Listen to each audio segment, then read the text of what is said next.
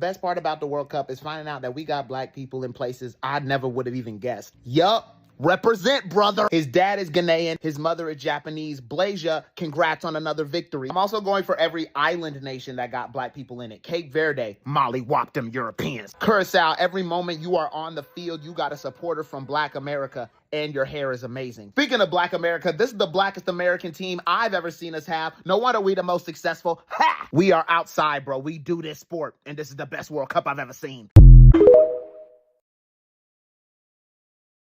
Can we talk about the sheer level of black excellence at this World Cup? And black people, we are no longer referring to ourselves as minorities. I've been to most continents on this planet, and we are on every corner of the earth. There is nothing minor about black people. So from now on, you need to refer to yourself as the global majority, because that's what you are. And when people say minority, you need to correct them. You mean global majority? Global majority? Say it with me, global majority. If you ever thought you were a minority, just watch the World Cup. It don't matter what team you watch, you finna watch black excellence. Because apparently, we're the global majority. Hi, I'm Kylie, and white conservatives are terrified of POC outnumbering us. There's a lot of historical facts now that I believe in time, early in time, even the beginning of slaves, even the beginning of black was the one that was running the show throughout the whole world. The ironic part is racist people who are sitting down and supporting the USA team in the World Cup are basically supporting black excellence, because black people are dominating the World Cup in European teams, in American teams, all over the world. There's black players everywhere. You love black people. If you're watching this World Cup, there's one thing that we're all seeing. There's black people everywhere. The France versus Senegal game, it looked like Africa versus Africa. Everybody was black. The guy that scored the first goal for Mexico, blacker than me. The goalkeeper for Japan, we'll call him DeAndre Suzuki, black. Norway, Ecuador, black people on both teams. There are black people everywhere. If you ever want to know what the world would look like if black people were allowed to govern, police, educate, finance, build, restore, our own community, it is ours. No outside interference. We handle this. Since this World Cup started, a lot of white people are starting to wake up. They are looking pissed. They are raging. They couldn't believe how come black people are dominating in all of the team coming in this World Cup. See the way each and every way. Those teams from Europe, from Africa, from Mexico, there is a big... Watching this World Cup, there's one thing that we're all seeing. There's black people everywhere. The France versus Senegal game, it looked like Africa versus Africa. Everybody was black. The guy that scored the first goal for Mexico, blacker than me.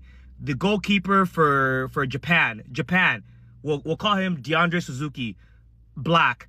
Norway, Ecuador, black people on both teams. There are black people everywhere. If you ever want to know what the world would look like if black people were allowed to govern, police, educate, finance, build, restore, our own community, it is ours. No outside interference. We handle this. I was watching Switzerland. I said, how'd they get all those black players? They didn't even colonize anybody. That's just where the colonizers parked their money. But then I watched Qatar get washed by Canada. Most of Canada's team was black. I know I ain't the only one. I said, how many people did Harriet Tubman take up there? But then I looked again, and half of Qatar's team was black. Apparently gold ain't the only thing that the UAE and Qatar are taking from Sudan. Too much? Sorry, there are a lot of Afro-Qataris there because of the East African slave trade from the 17th to the 19th centuries. Back to the World Cup. In typical colonial fashion, the players are black, but the coaches are white. Even the African teams, South Africa, Congo, Ghana. White people get so uncomfortable when we're in charge.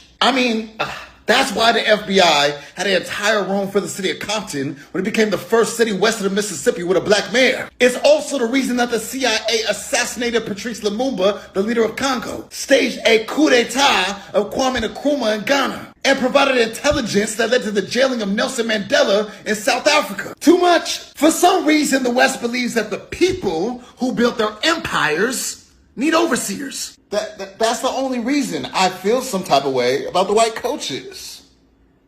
I think this is the perfect moment to say, this is the real map of the world. This is the size of Africa. This is the map that the African Union is finally campaigning for. The one with the real measurements. Because in European maps, Greenland and Africa are the same size. But Africa is 14 times larger in real life. Look, We have never been a minority. There is nothing about us that is small. We are the cradle of civilization, and everything comes from us, including these whoopings on a soccer field. A lot of historical facts now that I believe in time, early in time, even the beginning of slaves, even the beginning of Black was the one that was running the show throughout the whole world. You look at Asia, look at all of their statues. You know, yeah, they had small eyes, but there's a lot of people in Africa that have slanted eyes that look like me, but they're just dark and they just have different. But the hair from this, they're all kinky. All the ancient all the ancient sculptures of the past, I know what you mean. are all Black.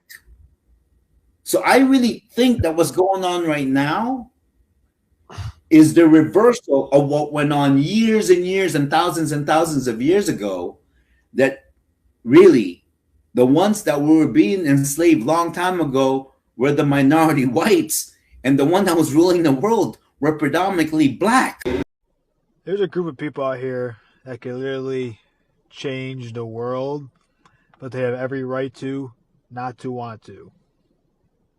And that is the Black community. Because they do have more power than the white people. If they were to find their power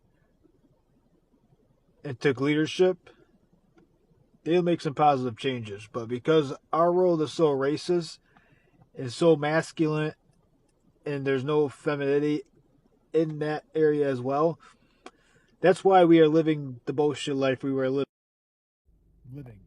And they have every right to watch the show and not do a thing, because they told us, we ignored them,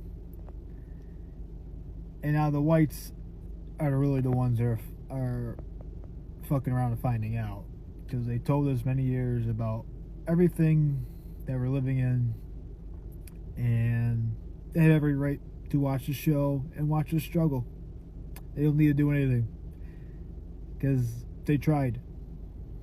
But because people are so ignorant, racist, and think they're better. So here we are. One thing watching the World Cup has taught me is that colonialism literally unintentionally created the largest network of Black people on this planet. Legally dispersed Black people across this entire planet. Do we use it as a power, as a tool to build on? No. You know what's more fun for us Black people? Arguing about who has a monopoly on pain and suffering and oppression. Who deserves reparations more? Who is more visible than the other? Who is more influential than the other? Who dances better Azonto or teach me how to doggy? Or, do you understand? All of the stuff that inherently are inconsequential and ultimately don't matter. Those are the things we find more value in arguing about. You understand? Meanwhile, the white power structure is going, phew, good thing they don't realize what power we unintentionally gave them, right? Good thing they don't realize that we actually legally dispersed them and gave them a stake in lands that they otherwise would not have. Good thing they're busy arguing about, I don't know, who's influencing who, right? Someone said the World Cup is basically Europe's, England's Africans playing against France's Africans playing against, and that's not completely incorrect, is it? I mean, the irony of having two people who have the same ancestry, but politically speaking, one plays for the opposition and one plays for the other side. Like that irony is always laughable, as far as I'm concerned. But you know, I hope we get to a time when us as Black people, we stop bickering about our minor differences and start building on our similarities. Black people are never a monolith, but I always say, but for the purposes of fighting oppression, we absolutely are a monolith.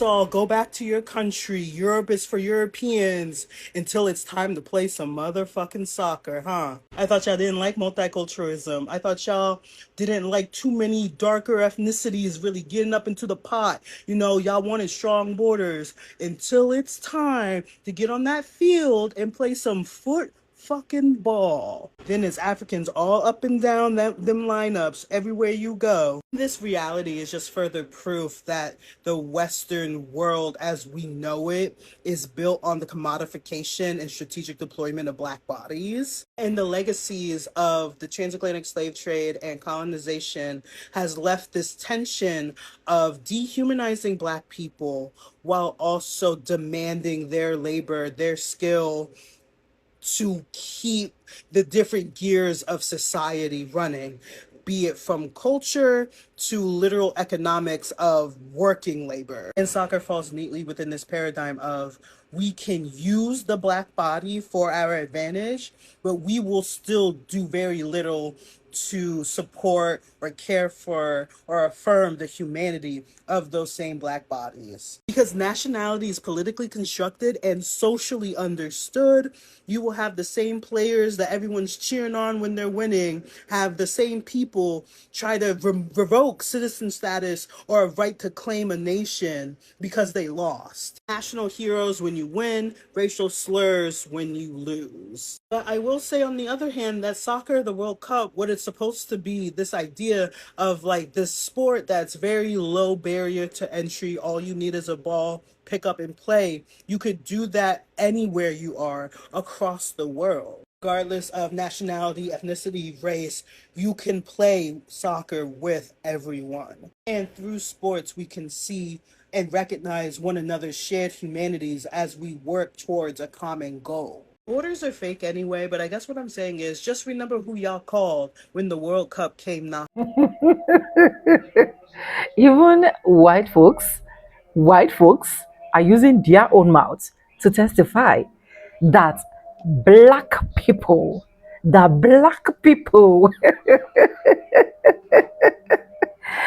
this World Cup has really made a lot of them to realize that when black people are talking about strength, when black people are talking about resilience, when black people are talking, a lot of them should go inside and hide.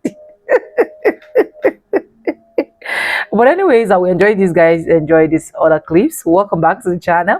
My name is Sonia. Subscribe, like, comment, and share. Credit to the original creators of every single clips and stitches we have in our today's episode. I want to say a very big thank you to every single one of you liking, commenting, sharing, dropping super thanks. Also joining my membership. I do not take you guys for granted. You guys are absolutely the best. And yes, with that being said, let's continue rolling out the clips. I'll be back with commentaries. Let's go watch, guys.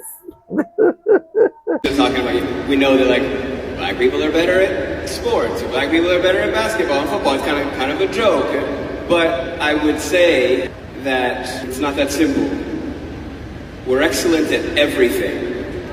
Basketball is just the only thing they couldn't stop us from doing by keeping us out of schools, keeping us out of neighborhoods, keeping us out of hospitals. They couldn't legislate it away from us. You can take a ball and hoop anywhere. You can express yourself and sing a song anywhere. That's why we dominate the arts, because they couldn't police the arts and keep us away from it. We get one generation of access, and we're the CEO of Amex, or we're running a country. Nobody played tennis, and then two girls from Compton decided to play tennis, and they're the best that have ever touched a racket. Nobody play golf. Black people don't play no golf. And then one guy was like, you know what? Let me try this. Best that has ever touched on the planet. So it's just access. Anti-blackness is a global issue, but you wouldn't know that watching the World Cup. Welcome back to Why is that soccer team so black? Today we're talking about England. As a reminder, here are our stats for England. You can see here that there's an estimated 4% black population, but at least a 45% black team. I want to be clear, there's no way to boil down national and international history into just a couple of minutes on a TikTok video, and that's why some of this is going to feel a little bit same but different as framed. And that's not because the history is the same, but some of these patterns are the same. I wonder why. Speaking of things that feel similar, perhaps for the lady, a colonial map. Pause if you'd like. And for the purposes of this discussion, a second colonial map zoomed in on the Caribbean. This is, you'll notice, at a specific time because, we were changing colonial hands like crazy for a minute there. You're getting a picture. In addition to black populations from the slave trade, we also have a big influx of black populations from what's called the Windrush generation. Like many nations after World War II, England needed to rebuild its workforce, and what did? They looked to the places that they had colonized. Folks in the US who like to throw temper tantrums about critical race theory should actually learn about the Windrush scandal, because in 2017, a bunch of people got their rights revoked because basically the legal system in this country wasn't set up to acknowledge folks who had immigrated there for the purposes of benefiting England like 60 years prior. None of this, of course, answers the question of why the team is disproportionately Black to the English populace. And that is, of course, because there is no one answer. There is an amalgam of all of the answers.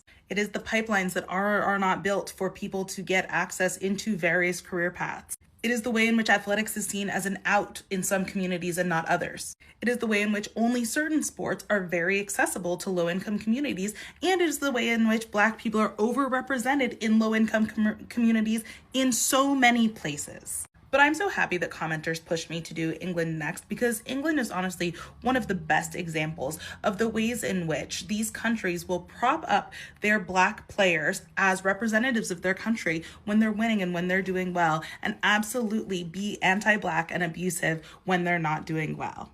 I'm not making this up. I'm not making it about race. It's happening. I don't know if it's just me, but there's hella Black people in the World Cup this year. Like, we've always made the joke that the France national team is all Black. But I'm looking at all these other teams, and half of these teams are all Black as well. Whether it be obviously Black teams like the African teams like Congo and Senegal, but I'm also looking at Canada, half of them are Black. Looking at Switzerland, all of them are Black. Looking at the U.S. top scorer right now, Balogun. You think his name is Balogun? That's Balogun. That's a Nigerian man. Germany has hella Black players, from Leroy Sané to Musiala to Rudiger. The first scorer of the World Cup from Mexico was a Black Mexican. England, Black. Netherlands, Black. Look at Sweden's striker, Isak. That is an Ethiopian man. I know a lot of it is due to immigration or colonialism and multiple different reasons, but I just find it pretty interesting because people are so quick to discredit Black people in every other way. Never want us to be in any positions of power, never want us to do anything great. But the second we're doing good representing the country, all of a sudden it's, oh my gosh, go them.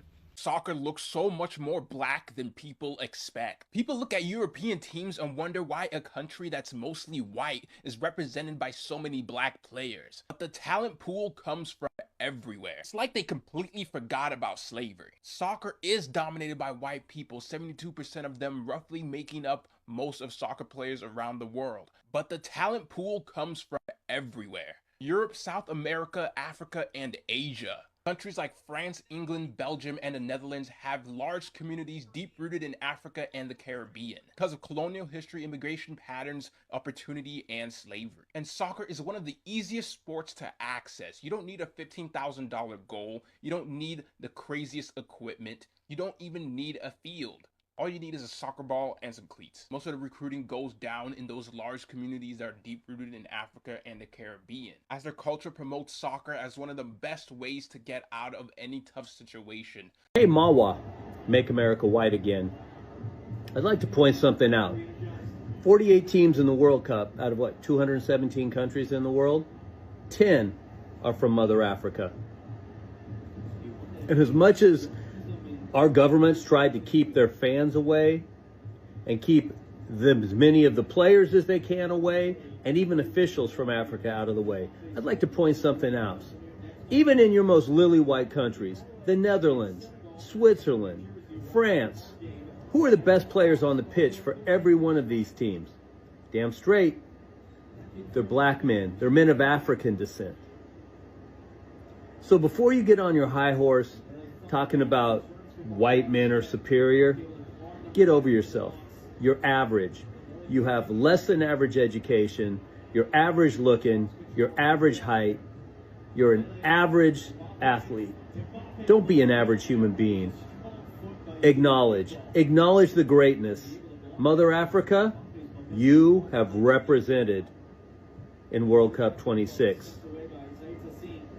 They know that if they get us to come together, baby, it's gonna be some trouble. I feel like that's why we all got that weird, not saying we all got that weird person. We all kind of got a weird thing with each other, like how we be so against each other, how we be in competition, how some of us be like, oh, I ain't buying black.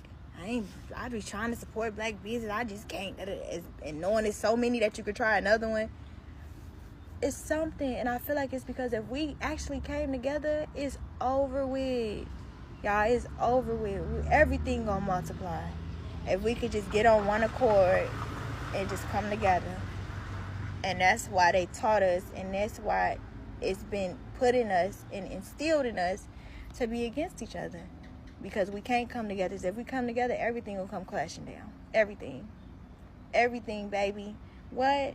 This person, they teamed up together. What they doing? Trades? We gonna be doing trades. Ain't gonna be no money gonna be circulated right through us. It's just gonna be touching our hands. They can't have that because we talented in everything that we do. We talented in everything. We talk about the sheer level of black excellence at this World Cup. It started 2 weeks ago when Julian Quinones of Mexico scored the first goal of the World Cup. Quinones originally from Colombia. The first goals of the U.S. are from Balogun, who's from Brooklyn, lived a majority of his life in England, and his parents are Nigerian. One of the top scorers in Sweden is Eritrean. Nico Williams is one of the top strikers from Spain, but his brother plays in Ghana. All the goals scored by the Dutch team this World Cup has come from black players. The Dutch team actually has 14 players of African descent on their team. I've been to the Netherlands. I don't think I met 14 black people the entire time I was there. Heck, even the Japanese goalie, he's from New Jersey. And if we're talking about the most talented team in the World Cup, who used to be referred to back in 2018 as the last African team, why were they referred to as that? Because look at their team. All of their best players are black, of African descent. But besides the individual black excellence, let's talk about the teams. The Cape Verde goalkeeper had 27 shots on goal by Spain, and still they tied them. One of the biggest upsets of the entire tournament. Now this goalie's amassed 15 million followers on social media. Now Cape Verde, one of the smallest countries in the World Cup, just qualified for the round of 32. DR Congo had already won the World Cup for the most stylish team, and then they went on the pitch and tied Portugal. They may still qualify for the round of 32.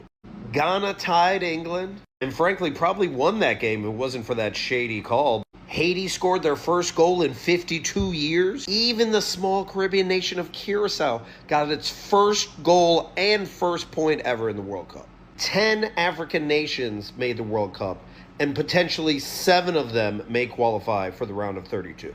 Why is the U.S. roster so good this year? Half of the team is black. The media is going to focus a ton on the popular players like Messi and Ronaldo and Pulisic. But if you want to know why this World Cup is so awesome, it is because of the black excellence that is showing up at every game. A lot of people are shocked that a black man was the first one to score for the Mexican team during the FIFA World Cup opening game. But did you know that Mexico has a huge Afro-Mexican population? Even though it sounds like a little bit because it's only 2% of the population. 2 million people identify as Afro-Mexican in Mexico. And that doesn't include the people that have African ancestry like myself, who are mixed with African, European, and Native American. That 2% of the population are those who have slight to none mix with European or Native American. And one of the biggest misunderstandings is that a lot of people tend to think that there's a population of Afro-Mexicans in Mexico because of the enslaved Africans that fled to the south from the United States. And if you've been following me for a while, I'd like to speak up on the transatlantic slave trade that happened between 1500 to 1800. A lot of people think that the transatlantic slave trade was only in the United States, which is what we were taught in school. But the transatlantic slave trade actually happened in Mexico. And Mexico, when it was Nueva España, had the 3rd highest population of enslaved Africans in the world. Brazil and the Caribbean being the top 2. Now, we have a lot of racists that are trying to not claim Quinones, who is the soccer player who scored for Mexico on the opening game. And that's because he was born in Colombia and became a Mexican national. But in Mexico, we have a saying, El mexicano nace donde quiere. That means that the Mexican is born wherever he feels like it. Quiñones chose to play for the Mexican national soccer team, and he refused to play for the Colombian national soccer team when he was invited twice. And that's because he says that Mexico showed him the most love and appreciation. And I can't stress this enough.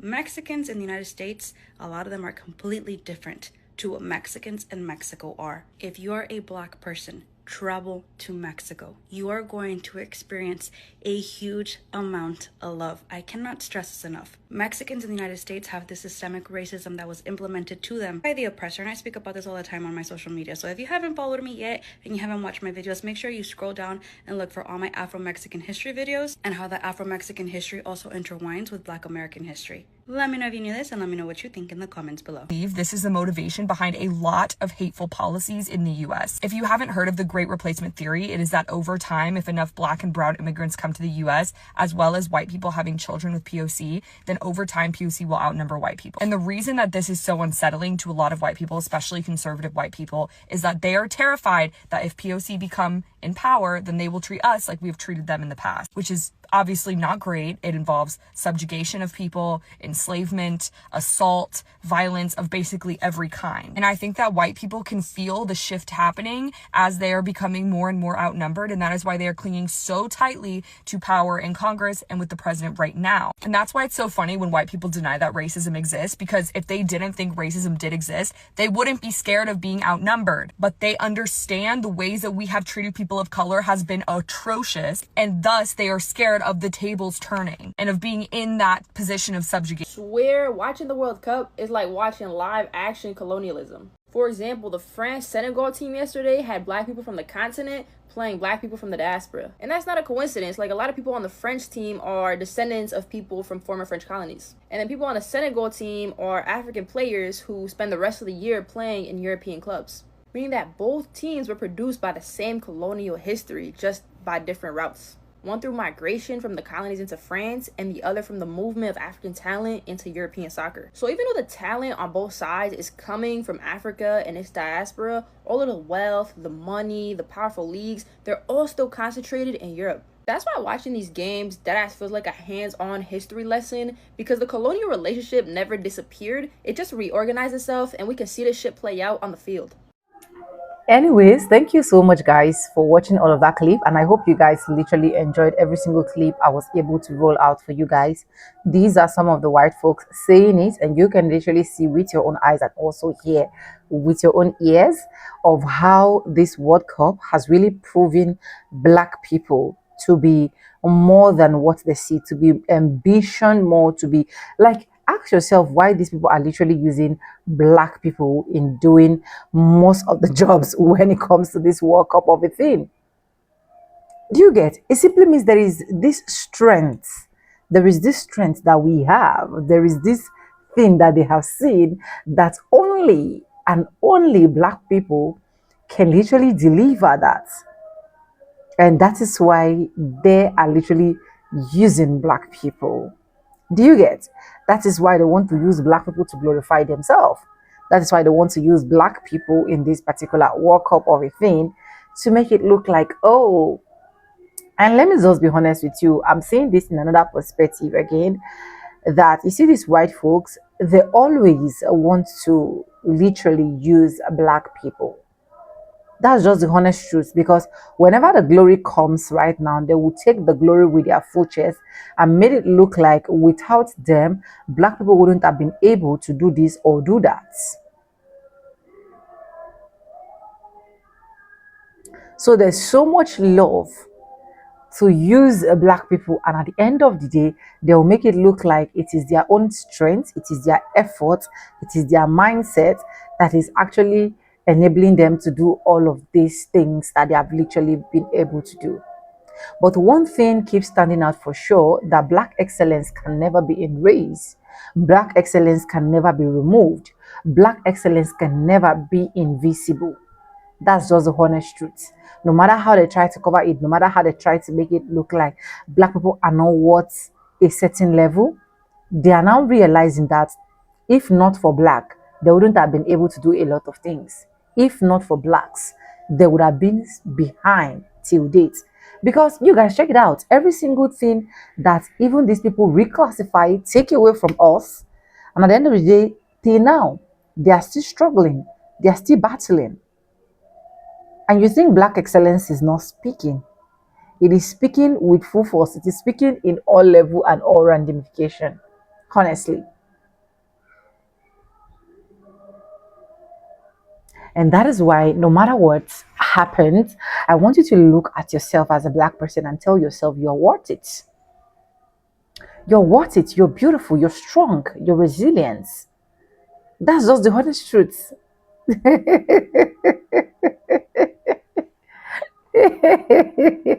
Because if it was that easy, they would have run it themselves. They would have. Honestly, I so much appreciate being black. I can't lie. I really, really, really, really, really, really, really, 100 times, 200 times appreciate being black. Like there is this beauty, there is this uniqueness of being black. Of being black. There is something special about this melanin popping, the strength, everything that comes with it. And they are also seeing it and they are also testifying as palm colored people. But anyways, let me know what you think in the comment section. Credit to the original creators of every single clips and stitches we have in our today's episode. And I want to say a very big thank you to every single one of you liking, commenting, sharing, dropping super thanks. Also joining my membership. I do not take you guys for granted. You guys are absolutely the best. And yes, guys, with that being said, with no further ado, I do like I always say in my videos, I'm going to be saying bye and I'll see you guys in my next one. For now, bye guys. I love you guys. Mwah.